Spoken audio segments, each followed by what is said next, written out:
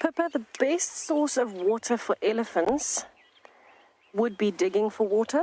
So, you know, if they're actually digging in a riverbed as opposed to drinking from a water hole. But if we're not actually physically looking at water, then it would be in plants. So any succulents, things like elephant's pudding, which I know Chris loves. Hello, Chris. Nice to see you again. Elephant's pudding, so anything succulent that carries a lot of water, the elephants will eat a lot of that. Water plants as well, they'll eat a lot of. They're nice and soft, they have a bit more water. But also things like tubers and roots, and then of course the bark of trees when they're ring barking trees.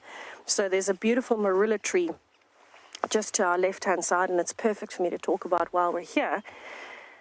You can see it's quite a big one. It hasn't been ring barked, but Rexon's project is ring bark protecting trees. So he's got those cages that he puts around the trees. And so this is a really great way for elephants to get water.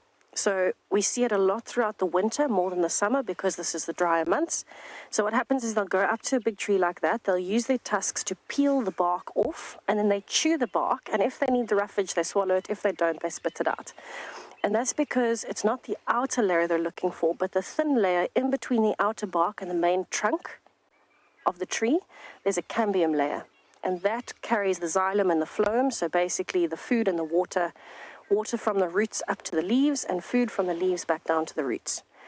And so what they'll do is they'll strip the bark off of trees, chew that up so that they're kind of sucking up all of that moisture, and then that becomes a very incredible source of water for them.